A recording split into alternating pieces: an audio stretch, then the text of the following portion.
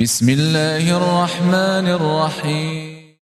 Jangan lupa subscribe ya. Pada kesempatan kali ini kita akan bahas satu topik yang sebenarnya merupakan kelanjutan dari rangkaian pengajian kita tentang fikih wanita, dan kali ini fikih poligami berkaitan tentang wanita dan juga para lelaki.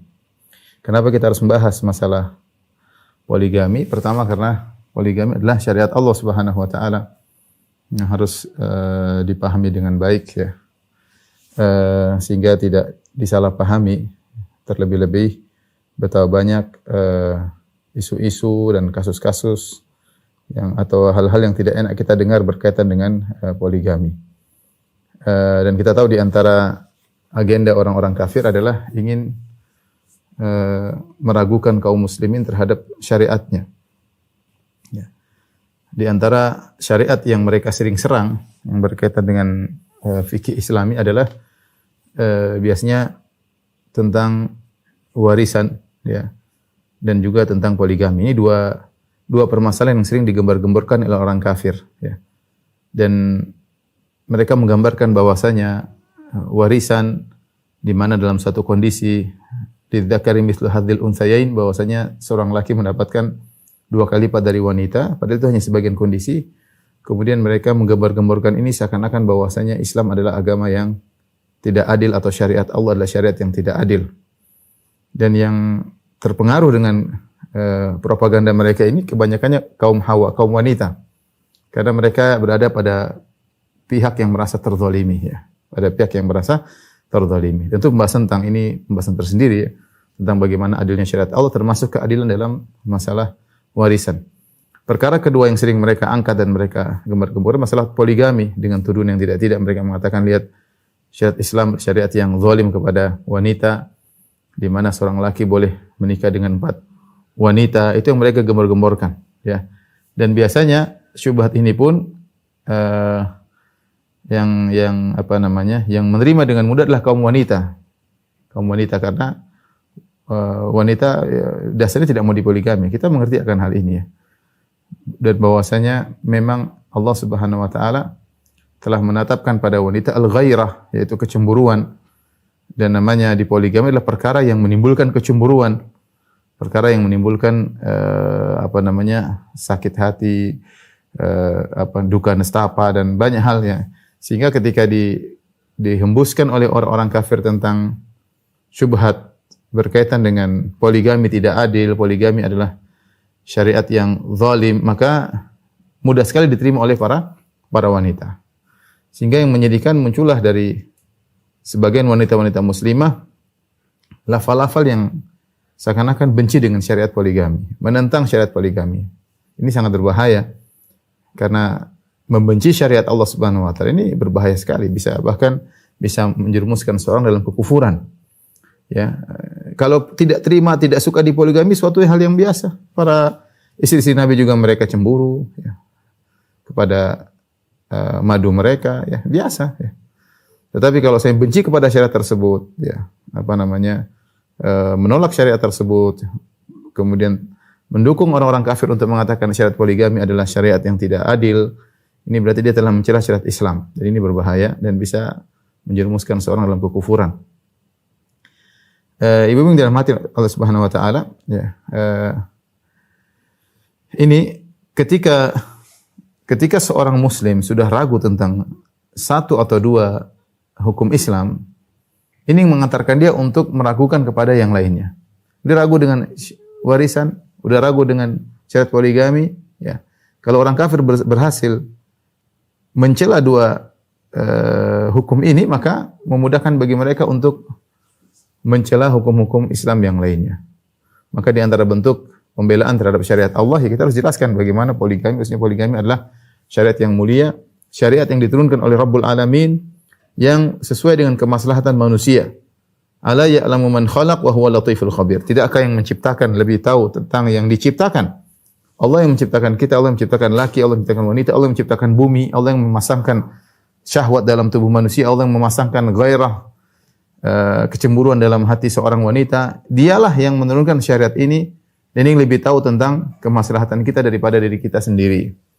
Ya, nanti insyaallah akan ada pembahasan secara khusus tentang syubhat-syubhat yang berkaitan dengan poligami ya. Jadi ini di antara sebab kenapa kita harus membahas tentang poligami dalam rangka membela syariat Islam. Dalam rangka membela syariat Islam dan agar syubhat-syubhat yang ada di kepala ibu-ibu bisa kita keluarkan dengan izin Allah Subhanahu wa taala. Kita tidak menyuruh mereka untuk suka dengan poligami karena itu ada perkara yang di luar daripada kodrat mereka. Namanya wanita, kodratnya pengin sendirian, pengin tidak dimadu, ya, tapi jangan sampai mereka membenci dan hendaknya mereka bersabar kalau memang ditakdirkan harus dipoligami. Itu maksud dari pembahasan ini. Kemudian yang kedua, kenapa kita harus membahas permasalahan poligami? Di antaranya ada praktek yang tidak benar dilakukan oleh para praktisi poligami dari kaum lelaki. Ya, kalau kita mau bicara sesungguhnya, banyak dari para lelaki ketika melakukan praktek poligami, mereka tidak tahu tentang fikih poligami. Sehingga mereka sering bertanya, terjadi kasus mereka bertanya, sehingga mereka menjalankan poligami dengan semangat tanpa dibekali ilmu. Dan ini fatal. Dan ini fatal.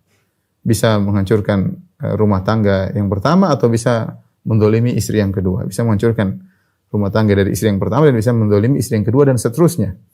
Ya. Terlebih sebagian laki hanya semangat poligami ya, karena gojlokan teman-temannya, karena dibully sama teman-temannya, dikatakan kamu ganteng percuma, cuma istri cuma satu, atau kamu kaya percuma, kaya raya cuma istri cuma satu, macam-macam mereka atau kadang-kadang kita dimotivasi oleh teman-temannya ya, apalagi sering di antara para laki menjadikan joke-joke dari permasalahan poligami banyak ya. Jadi bahan bicara para laki. Akhirnya termotivasi tanpa dibekali dengan ilmu. Kalau sesuatu dilakukan tanpa ilmu, ya ini biasanya dampaknya buruk. Bukan karena Allah Subhanahu wa taala, pertama niatnya bukan karena Allah Subhanahu wa taala, yang kedua tanpa ilmu, dan ini akibatnya tadi saya katakan bisa terjadi kezaliman kepada istri yang pertama atau bisa jadi kezaliman kepada istri yang kedua. Maka hendaknya para lelaki yang hendak melakukan poligami, maka dia harus belajar tentang fikih rumah tangga, fikhul usrah, fikih rumah tangga, tentang kewajiban-kewajiban suami, hak-hak istri itu apa, dan juga fikih khusus berkaitan dengan poligami, tentang bagaimana menjalankan keadilan dalam rumah tangga ketika memiliki istri lebih dari satu. Itu harus dia pelajari benar-benar bagaimana menghadapi kondisi sehingga dia melakukan segala tindakan, segala keputusan dia kerjakan dibangun di atas ilmu syar'i. Dibangun di atas ilmu syar'i karena yang membolehkan Anda untuk melakukan poligami dialah Rabbul Alamin. Dialah Allah juga yang menurunkan tentang peraturan dalam berpoligami. Nah, peraturannya harus dipelajari sehingga ketika melakukan praktek poligami tidak asal melakukan seenaknya ya. Kemudian baru nikah sehari, 2 hari, 3 hari, berapa sudah cerai, sudah keributan besar dan macam-macam. Ini di antara fenomena yang terjadi ya. Saya termasuk sering didatangi para praktisi poligami, permasalahan mereka itu wajar ya. Sehingga saya sudah 4 atau 5 sudah ke sini ke rumah untuk konsultasi tentang permasalahan khusus masalah poligami. Dan menunjukkan bahwasanya syarat ini syarat yang indah namun pelaksanaannya tidak semudah yang dibayangkan ya. Taib. Ini kenapa perkara kedua kenapa kita harus membahas tentang poligami, karena salah praktek dari para lelaki, kaum lelaki yang masuk dalam praktek poligami tanpa ilmu ya. Yang berikutnya, yang ketiga, di antara hal kenapa kita harus membahas tentang poligami, di sisi lain banyak wanita-wanita baik yang dipoligami atau yang takut dipoligami ikut memperkeruh suasana ya, ya. Terkadang seorang wanita ketika dipoligami, dia ridha, dia mencari pahala di sisi Allah Subhanahu wa taala. Dia ingin membahagiakan suaminya ya.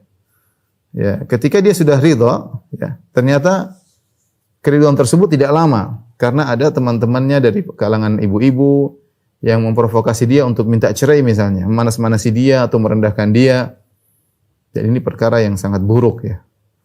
Oleh karenanya di antara dosa besar adalah menjadikan seorang wanita atau merusak hubungan seorang wanita dengan suaminya. Dalam hadis riwayat Abu Dawud yang disahihkan oleh Syekh Albani rahimahullahu taala, Nabi sallallahu alaihi wasallam bersabda, "Laisa minna man khabbaba imra'atan ala zawjiha." Bukan dari golongan kami orang yang merusak hubungan seorang wanita dengan suaminya.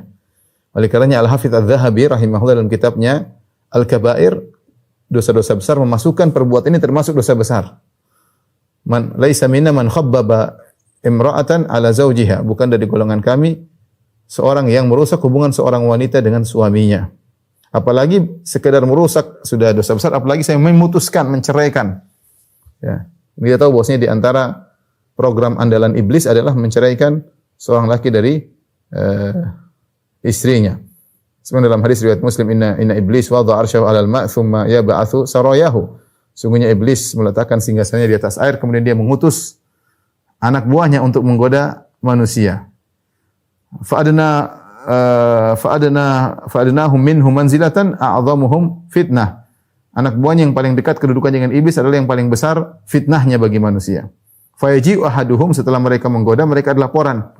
Ada yang berkata di antara setan-setan, "Wahai iblis, saya sudah melakukan demikian-demikian." Kata iblis, "La, ba'du, belum, kau belum hebat." Sampai datang setan berikutnya, iblis mengatakan, "Belum."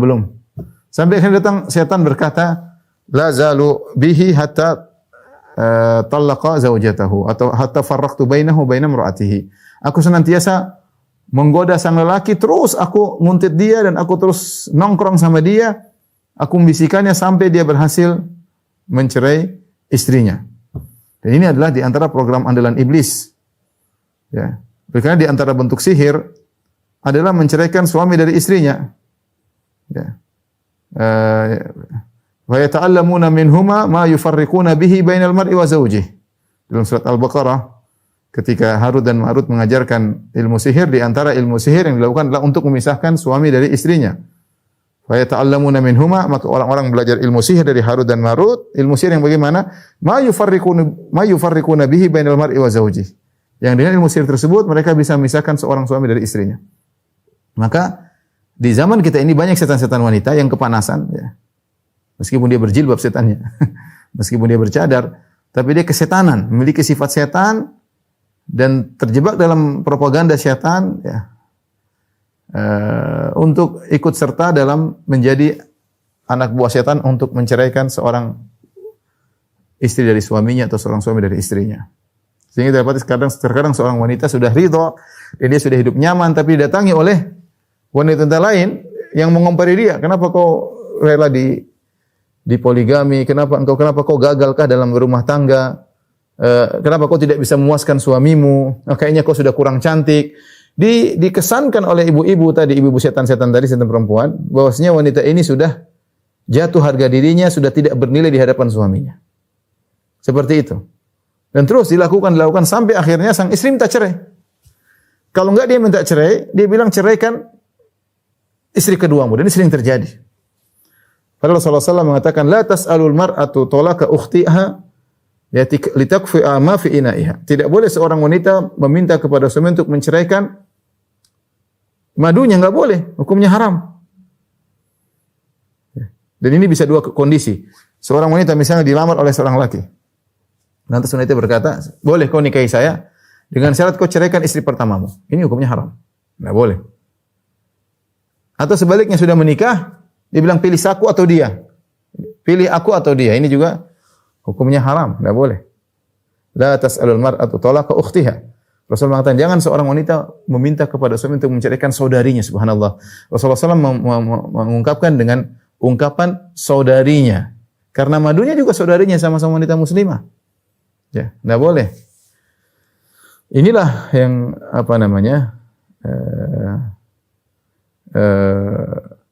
sebab kenapa kita harus berbicara tentang masalah poligami, karena ada wanita-wanita yang tidak paham tentang syariat yang ikut mendukung program iblis untuk memisahkan antara seorang lelaki dengan istrinya atau seorang wanita dari suaminya. Kemudian kenapa kita juga harus membahas tentang poligami? Perkara yang keempat adalah untuk menanamkan kesabaran kepada para ibu-ibu yang meskipun mereka tidak mau, namun Allah mentakdirkan mereka akhirnya dipoligami. Ya. Hendaknya mereka berniat untuk menjalani poligami dengan baik, ya. Meniatkan ini semua karena Allah, bersabar dengan apa yang Allah takdirkan, ya. Dan ini adalah salah satu bentuk perjuangan di jalan Allah Subhanahu wa taala, adalah pintu pahala yang besar, ya. Sehingga mereka bersabar dalam menghadapi poligami dan mereka melihat sisi positif. Benar sisi negatif ada, mereka merasa dizalimi, mereka merasa berkurang harinya dan macam nanti kan bahas ada sisi positifnya. Tapi ketika wanita tidak tahu, tertutup ya oleh karena cemburuan, membuat akal mereka tertutup sehingga mereka tidak melihat kecuali pada sisi negatif. Tidak melihat pada sisi positif sehingga akhirnya mereka tidak bersabar. Para ulama menyebutkan bahwasanya wanita yang bersabar ketika dipoligami, dia mendapatkan pahala yang besar. Ya. Sebagaimana disebutkan ya. Dalam satu hadis, yang hadis ini diperselisihkan oleh para ulama. Kata Ibnu Hajar dalam Fathul Bari jilid 9 halaman 325, dia mengatakan hadis ini diisyaratkan oleh sebagian ulama, hadisnya sahih, hanya saja ada sebagian rawi yang memang dipermasalahkan. Tapi isi hadis ini, ya sebagian ulama mensahihkan, sebagian ulama mendhaifkan. Tapi maknanya insyaallah lebih cenderung kepada kebenaran karena ditinjau dari sabarnya wanita. Hadis tersebut bunyinya begini. Inna Allah Ta'ala katabal ghairata 'alan nisa wal jihada 'alal rijal. Sungguhnya Allah Subhanahu wa taala mengkodratkan al-ghairah, yaitu kecemburuan pada wanita. Dan Allah mewajibkan jihad kepada para lelaki. Faman sabara minhunna imanan wa ihtisaban kana laha mithlu ajri syahid. Barang siapa yang bersabar ya di antara mereka ya, bersabar ketika di poligami berhadapan dengan ghairah ya. Ini berkaitan dengan ghairah. Dia ada kecemburuan, dia sabar. Ya namanya terkadang ghairah tersebut keluar tapi tidak melampaui batas. Ghairah, cemburu itu boleh, tapi yang tidak boleh cemburuan yang akhirnya mengantarkan kepada berbuat zalim dan kemaksiatan. Tapi barang siapa yang bersabar di antara para wanita ketika di poligami, imanan wa ihtisaban, dia beriman dan dia berharap pahala, kana laha mithlu ajri syahid, maka bagi dia seperti pahala orang yang mati syahid. Ini hadis saya katakan tadi ada khilaf dengan para ulama tentang sahihnya. Ada yang mengatakan sahih, ada yang mengatakan dhaif, tapi seperti hadis seperti ini, hadis fadail a'mal, selama dhaifnya tidak terlalu parah, boleh disebutkan dalam keutamaan-keutamaan amal saleh. Karena kita tahu bahwasanya kesabaran atau ujian paling berat, boleh saya katakan seperti disampaikan oleh para sebagian ulama ya. Bahwasanya di antara ujian paling berat bagi wanita di zaman sekarang ya. Zaman dulu juga sudah merupakan ujian, tapi zaman sekarang di antara ujian paling berat bagi wanita adalah di poligami. Ujian paling berat bagi wanita adalah di poligami. Terutama kita dalam bi'ah, dalam lingkungan Indonesia. Poligami adalah suatu momok yang menakutkan, yang mengerikan bagi seorang wanita. Itu wajar, saya bilang itu wajar ya. Karena memang tadi kata Nabi, kataballahu al-ghair 'ala nisa, Allah menetapkan kecemburuan bagi wanita. Wanita cemburu itu sangat wajar. Tidak kuat dengan poligami itu sangat wajar. Kenapa mereka sangat berat diuji dengan poligami? Dari beberapa sisi. Sisi pertama ya, bahwa memang mereka memiliki sifat ghairah, cemburu. Jangankan wanita-wanita zaman sekarang, kita lihat para sahabiat, mereka memiliki kecemburuan. Bahkan sebelum zaman Nabi SAW, lihat bagaimana Sarah cemburu kepada Hajar. Sarah cemburu kepada Hajar. Padahal siapa Sarah, siapa Hajar? Dua-duanya wanita solehah. Ya. Siapa Sarah, siapa Hajar? Dua-duanya wanita solehah. Tapi ketika kecemburuan sudah mendominasi mereka, terkadang mereka tidak bisa berfikir dengan jernih. Ini itu wajar. Sama seperti laki-laki kalau lagi marah, tidak bisa berfikir dengan jernih. Sehingga melakukan apa yang mereka lakukan. Ini laki-laki. Wanita sulit untuk berfikir dengan jernih ketika dia sudah ditutup dengan ghairah, ditutup dengan kecemburuan. Ini terjadi pada wanita-wanita salihat. Lihatlah kepada siapa? Kepada Sarah yang cemburu kepada Hajar. Lihatlah kepada istri Nabi SAW bagaimana kecemburuan Hafsah kepada Aisyah, bagaimana kecemburuan Aisyah kepada Sofiyah, bagaimana kecemburuan Aisyah kepada Zainab, bagaimana kecemburuan Aisyah kepada Ummu Salamah radhiyallahu taala anhunna. Kecemburuan terjadi di antara mereka, ya. Bagaimana Aisyah radhiyallahu anha cemburu kepada Khadijah yang sudah meninggal dunia. Ya. Jadi memang yang membuat mereka sulit untuk bersabar karena memang ini suatu hal yang sudah terpatri dalam diri mereka, adanya kecemburuan. Yang kedua, lingkungan yang membuat kondisi semakin teruk ya, semakin sulit adalah lingkungan. Saya sering sampaikan, kalau kita berbicara lingkungan kita, ibu-ibu di Saudi misalnya, yang di situ poligami adalah hal yang biasa. Maka ketika ibu-ibu di poligami, dia masih bisa sangat bersabar. Kenapa dia masih sangat bisa bersabar? Karena memang masalah poligami adalah yang dia jalani sejak kecil. Dia sendiri mungkin adalah putri dari istri ketiga bapaknya. Dia mungkin sendiri adalah putri dari istri ketiga bapaknya. Kalau dia menentang poligami, kalau dia merasa poligami tidak ada, harusnya dia tidak muncul di atas muka bumi. Dia sendiri produk poligami. Dia sendiri produk poligami. Sehingga poligami adalah hal yang biasa. Dia punya istri-istri bapak yang dia kenal sejak kecil. Dia punya saudara-saudari sebapak ya. Ibunya beda. Itu hal yang biasa di Arab Saudi. Ini saya ceritakan karena saya pernah di sana, jadi hal yang biasa masalah poligami. Sehingga kalau seorang wanita dipoligami suatu hal yang biasa. Ketika dia nikah saja dia sudah tahu bahwasanya dia akan mungkin dipoligami di kemudian hari. Kemudian dia tidak ada merasa terhina sama sekali. Kenapa? Karena teman-temannya juga dipoligami. Temannya itu si fulana juga dipoligami. Ya. Jadi kondisi membuat poligami adalah hal yang biasa, membuat wanita lebih mudah untuk bersabar. Bahkan saya dengar sebagian teman cerita ketika ada seorang ingin poligami, ibunya sudah tua dan bapaknya ingin poligami lagi, bapaknya diskusi sama anak-anaknya. Anak-anak saya, Abi mau poligami lagi. Gimana? Ya, kita carikan Bi. Ya, anak-anak carikan. Anak carikan buat apa bapaknya? Tidak bersekutu dengan ibunya, kemudian ribut menyerang bapaknya. Tidak, mereka ngerti perkara biasa. Anak-anaknya yang nyarikan istri buat apa? Bapaknya. Ya, karena mereka ngerti syariat dan mereka terapkan. Ya. Sehingga kondisi sangat wajar di sana. Ya. Sehingga poligami biasa. Sehingga ketika wanita dipoligami dia sedih. Mungkin dia marah, tapi tidak merasa terhina, tidak malu untuk keluar dengan teman-teman. Di Indonesia beda. Indonesia kalau sudah poligami seakan-akan rendah, hina, mau ketemu teman-teman rasanya kayaknya sudah putus asa, kayaknya tercoreng wajahnya dengan kotoran dan macam-macam. Belum lagi tadi setan-setan perempuan yang memprovokasi dia untuk minta cerai dan yang lainnya. Ya. Kemudian dan sebagian daerah seperti itu. Tadi saya sempat lihat video, the clip di Senegal kalau tidak salah, seorang lelaki dipukul oleh mungkin kepala suku. Lelaki dipukul oleh kepala suku. Kenapa? Dia sudah 10 tahun menikah. Setelah lewat 10 tahun, dia tidak poligami. Setiap bulan dia dipukul sekali. Dipaksa untuk poligami. Jadi kondisi membuat sampai ada dipukul, apa disebutkan situ, karena sudah lewat 10 tahun dia menikah dan belum punya istri lagi. Di sebagian daerah Afrika seperti itu, bahwasanya orang tidak poligami adalah suatu kerendahan, suatu kehinaan, bahkan dipukulin oleh kepala suku ketika itu. Ya, saya baru kaget juga lihat. Kalau saya yang pernah hadapi teman-teman cerita, teman-teman saya waktu kuliah, mereka orang Afrika, mereka mengatakan demikian. Kata dia, Firanda, di Afrika kalau seorang sudah menikah, tidak poligami itu rendah. Lelakinya itu dianggap rendah. Entah kamu dikatakan lemah syahwat, entah kamu tidak dikatakan tidak jantan, entah kamu, pokoknya dikatakan kamu rendah lah. Orang melihat kamu rendah. Jadi harus apa? Poligami. Teman-teman kita di sana rata-rata poligami. Rata-rata poligami. Makanya saya punya teman ada, waktu sama saya kuliah hadis S1, kemudian dia pulang ke negerinya, orang Niger. Ada Nigeria, ada Niger. Nigeria ada Niger. Teman kita orang Niger. Orang yang kecil-kecil aja, tidak terlalu tinggi. Ketemu lagi hajian, dia bilang, Firanda, istrimu ada berapa? Saya bilang 1. Kamu S3 masih 1. Sudah dokter masih 1. Saya S1 istri 3, Masya Allah. Dia dokter istri. Saya 1 sudah istri 3. Jadi saya bilang wajar ya, di tempat mereka wajar. Kalau tidak poligami malah terhina, malah dipukulin tadi di Senegal, tadi saya lihat di videonya. Ya kalau kita mau poligami berat, ya maksud saya mau poligami harus pertama istri pasti ngamuk. Kedua belum yang marah ibu kita sendiri, ya. Belum berhadapan anak-anak mungkin demo bela ibunya seakan-akan ibunya akan dizolimi. Jadi ibunya kerjasama anak-anaknya untuk menentang suami. Ini saya bukan pengalaman pribadi Anda, ini cerita.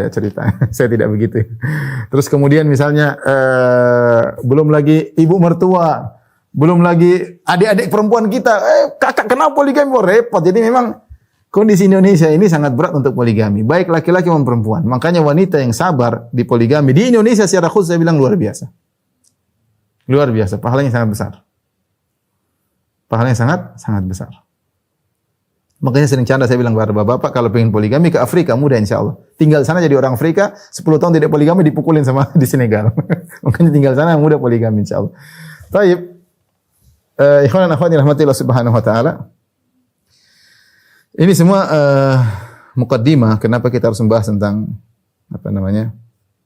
Poligami. Kita punya ilmu, ya, punya ilmu tentang pembahasan tentang masalah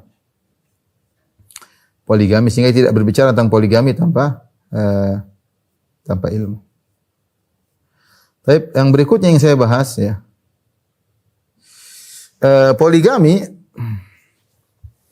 ikhwan dan akhwat yang rahmati Allah Subhanahu wa taala di dalam kacamata syariat bukanlah produk baru dari agama Islam. Poligami adalah perkara yang sudah lama dari nabi-nabi sebelumnya. Artinya kalau kita buka Bible, kita lihat perjanjian lama, kita akan dapati bahwasanya para nabi-nabi sebelumnya mereka memiliki istri lebih dari satu. Mereka memiliki istri lebih dari satu. Contohnya yang sangat sederhana adalah Ibrahim alaihissalam. Ibrahim alaihissalam Abul Anbiya, bapaknya para nabi. Yang Nabi Muhammad SAW merupakan keturunan Ibrahim dan Bani Israel juga keturunan Nabi Ibrahim alaihissalam. Kenapa? Karena orang-orang yang menentang poligami kebanyakan dari agama Nasara, ya, yang mereka tinggal di negara-negara kafir, kemudian mereka menjelek-jelekkan poligami. Padahal kalau mereka kembali kepada kitab suci mereka yang mereka anggap suci tersebut, ya, didapati bahwasanya nabi-nabi terdahulu juga mereka poligami, ya. Bahkan dalam Bible, ya, dalam kitab perjanjian lama Kejadian 25 sampai Kejadian 25 ayat 1 sampai 2, Ibrahim alaihissalam memiliki istri 3. Kalau kita Ibrahim alaihissalam istrinya 2. Istri pertama adalah Sarah, istri kedua Hajar. Adapun dalam Bible kitab perjanjian lama Kejadian 25 sampai 1-2 bahwasanya Ibrahim mengambil pula, kata disebutkan Abraham mengambil pula seorang istri namanya Ketura. Perempuan itu melahirkan baginya Zimran, Yoksan, Medan, Midian, Ishbak dan Suah. Jadi dari istri ketiga melahirkan 6 anak. Jadi dari sini tahu bahwasanya Ibrahim menurut perjanjian lama memiliki istri 3, bukan cuma 2, istri 3. Sarah, kemudian dari Sarah punya anak Ishak dan dari Ishak kemudian lahir Yakub dan Isu. Dari Hajar lahir Ismail. Jadi Ibrahim punya istri 3. Tadi kita sebutkan pertama Sarah, dari Sarah lahirnya namanya Ishak, kemudian Hajar, dari Hajar Ismail, kemudian dari Ketura anaknya 6, Zimran, Yaksan, Medan, Midian, Ishbak dan Suah. Jadi istrinya 3. Jadi poligami. Taib. Ibrahim. Setelah Ibrahim, Ishak punya anak di antara Yakub dan Isu. Yakub juga poligami. Yakub poligami, dia punya anak dari 4 orang wanita. Ya, ini dalam perjanjian lama. Lihat kitab perjanjian lama dalam kitab Kejadian 22 sampai 26. Bahwasanya Yakub alaihissalam memiliki 12 anak yang namanya Bani Israel, 12 anak, ya. Dan dari 4 orang wanita. Yang pertama Lea. Dari Lea Yakub punya anak namanya Ruben, Simeon, Lewi, Yehuda, Isakhar dan Zebulan. Istri yang kedua atau wanita kedua Rahel. Yang ini merupakan ibu dari Yusuf dan Binyamin. Kemudian Zilfa merupakan ibu dari Gad dan Asyer. Kemudian yang keempat Bilha yang merupakan ibu dari Dan, Naftali. Jadi ternyata Yakub istrinya 4. Sudah, apa lagi yang kurang? Ya, Ibrahim istrinya 3, Yakub istrinya 4. Belum kalau kita bicara tentang Nabi Sulaiman alaihissalam. Nabi Sulaiman alaihissalam disebut punya istri banyak. Kalau nggak salah istrinya 300. Kemudian budaknya 7, saya lupa. Pokoknya ratusan.